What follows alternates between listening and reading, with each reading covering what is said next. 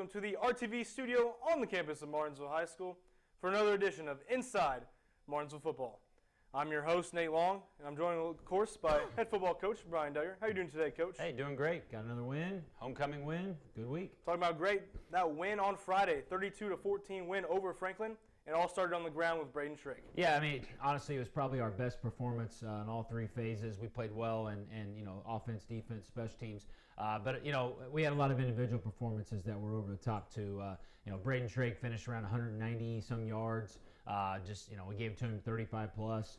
He's a guy that everyone knows we're giving the ball. He's kind of our rock, if you will. And at offensive line, you guys have done a great job all year opening up holes for him. So he's always going to kind of be our mainstay. But it's nice to see some young guys step up too, like Jace LaFerry.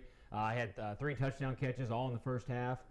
Finished over 143 yards on 6 catches. So Jace stepping up big. We've had a couple injuries out wide, and it's nice to see some other guys stepping up and making some plays. And then overall, how do you not talk about Brandon Kent and just the emotional roller coaster? Everyone's seen the article in the Indy Star about his little sister passing away, and then having the funeral on Friday, and then the whole team going to the showing, and then leading up to a performance of 6 tackles, 2 interceptions, 1 for a touchdown, and fumble recovery. You couldn't have written a better Disney script than that. So really proud of our kids, not only just for the game, but how we handled the week with everything going on with Brandon and just being great teammates for him. Yeah, well, let's look at those highlights, courtesy of Carl Vandeventer.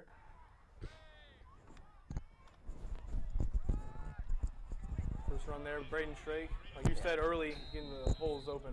Yeah, the first drive was a heavy dose of Braden and just getting the ball to him and mixing in some RPOs here and there. Nice catch by Josh.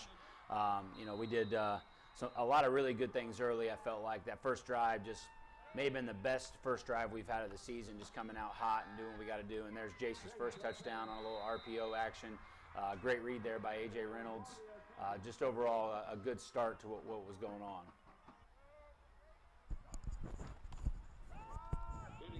And I thought there's Brandon getting in the backfield there. Misses there, but you saw how aggressive he's playing. But, defense played well first half. Not our best, but I thought the first quarter they kind of made things tough for Franklin. Franklin's a really good football team, so they did a good job of making things tough and making them earn everything. But this is the guy you see here again, Braden Shrake opened up holes there. He's who we want to hang our hat on, and he had a great game. First half really carried us in a lot of ways, no pun intended. But again, that creates your RPO game opening up. When he gets going, now they've got to respect multiple things. And it was just nice to kind of see those things. Getting the ball to Hunter Stroud here on the edge. We kind of start to show different weapons and different things that we can do. And we kind of got hot here a little bit. AJ makes a great throw here. The final 3 minutes of the first half were awesome. We get the ball back after a touchdown there, and we have a 70-yard touchdown to Jace there. Our defense plays great. We get a 3 and out, or maybe not have been a 3 and out, but a quick, got us the ball back quick. And when that happens, great play here by Dewey and B. Shrake and Levi Reuter there running that down on the screen. Now our offense gets to go in a 2-minute drill. And we were good. Throw a quick screen pass to start it off here to Jace. You kind of progress into some other stuff here. I think Jace makes another great catch here on the sideline, if I remember right. But just kind of play after play. This is the run here by B. Shrake again. A nice little draw play there. And I think we ran a 2-minute drill in the matter of like 27 seconds or something to get into the end zone. So just great job by our guys. Here it is, a little corner route there to Jace, and there's his 3rd touchdown of the first half. And, you kind of have an explosion there right before halftime. So just good stuff there.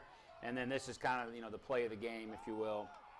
Not this one, the next one. I think this is a sack. But, into the half here, we get a sack. We kind of thought they may just run the clock out here and just take the half, and luckily they didn't. Luckily they tried to keep the thing going and threw a ball right to Brandon, and Brandon houses it. And honestly, one of the cooler moments I've ever been a part of, this celebration here, just guys tackling him and throwing him to the ground and starting the dog pile and celebrating with him, and just, as you can see, a really emotional moment. Everybody kind of knows what's going on and what he's been through this week. Again, great play there by Levi Reuter, causing the fumble. Brandon Kent, again, jumps on the fumble, kind of adding to his night a little bit. First guy there pops on it. I felt like in the second half our defense really stepped up and really started causing issues, and those drives that they were having kind of went away. You know, they kind of had to start making plays. And here's a fourth down, a one-handed pick by Brandon. Just, again, that kind of night for him, and overall just a great performance by our defense kind of from the midway through the second quarter on. Again, we kept our running game going, able to get marched down the field here in the third quarter. I think at the start of the fourth quarter, we finished this drive off with a field goal, kind of extend the game a little bit. This may be the real nice sideline catch here by Jace. Now, this is the Hunter one. I don't know if he was in or not, but we'll count it in. Yeah. We'll always say it's in. That's right. Home. Here's Chuck's field goal. This is big. You know, going up, I think that made it like a 3-score game. Yeah. Just kind of changes the dynamic a little bit, knowing that you're ahead now in that they've got to really kind of fight back now. And I felt like we did a great job putting pressure on the quarterback all night long. There's Lucas Dewey with the big sack, and I think this may have been the final pick here.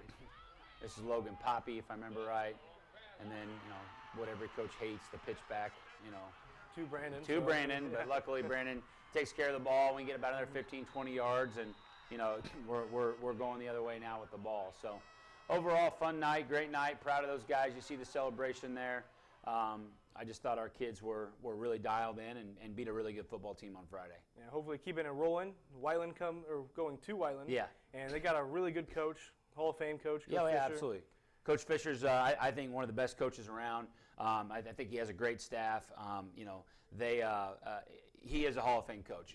You know what you're going to get with them. They're going to run the fly sweep, the fly offense, and their defense is Coach Preston, one of the best defense coordinators I've ever gone against. I think he does a great job of mixing up their fronts and coverages. Doesn't just let you line up and beat him. You know, they're just, you know what you're going to get from Whiteland. If you're a new coach in the area or you're whatever, a new coach in this state, if there's anyone to take notes on, it's Darren Fisher. He knows what he's doing. He's built a program in a small community there. And, I mean, they're in the state championship game last year, and they're year in, year out a mid-state and 5A contender. Yeah, and you kind of touched on it a little bit, but run, and some more run. Yeah. Slate Valentine leading the way for the yeah. Warriors, 671 yards, I think. Yeah. For him. So I don't know that there's anyone out there that coaches O-line. I mean, obviously I love Coach Dilly, but I don't know if there's out there that coaches O-line as well as Darren Fisher does. But, you know, they run power. They're going to get after it. They're going to run the fly sweep outside, and the running back's real tough. They're great up front, and the running back's really solid as well. Yeah, we'll shift more into like the defensive side of things, though. They are listed as more of a 3-4, but we've also seen a 4-3, Yeah. a bear. They've seen a lot of different. And that's kind of what Coach Preston likes to do. He likes to mix up his fronts, not to ever just give you a stale, like, hey, this is what they do, this is what we're going to line up against every time. You know, so we got to be on our game. We got to identify the fronts. We got to identify and communicate what our job is. And they're really tough to go against in a lot of ways. He does such a phenomenal job of coaching those guys up. What I think he does better than anybody we go against is he takes away what the offense is really good at. He's going to take something away, and you got to identify what it is they're taking away and basically how you can counter that. It's he makes you play chess, that's for sure.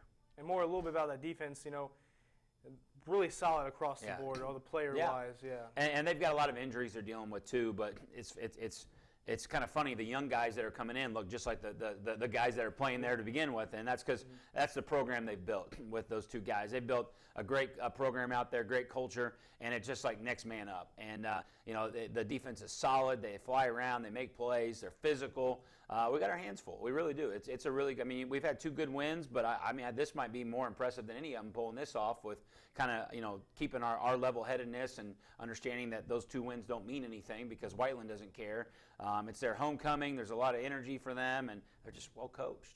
Yeah, so what do you think are the keys to the game for the offensive side of the ball? Offense is kind of what we talked about. Identify their fronts, you know, and the number one thing we've talked about the past 2 is Martinsville can't beat Martinsville. We got to take care of the ball. We can't have turnovers. When we've done that, we've been really good. When we've done those other things, we're 2nd and 20. We're giving them the ball on a short field, and we just can't beat ourselves. We got to take care of the ball, limit our mistakes, and kind of attack them the best way we can. Yeah, we already kind of talked about it earlier, but What's the keys to the game for the defensive side of the ball? Put the blinders on and play gap sound. Don't fall for all the stuff going on. Do your job, play gap sound. We've done a really good job of that the last few years. Coach Taylor, I think they've had a great week of identifying that and kind of looking at tendencies, but also looking at just how the offense works in general.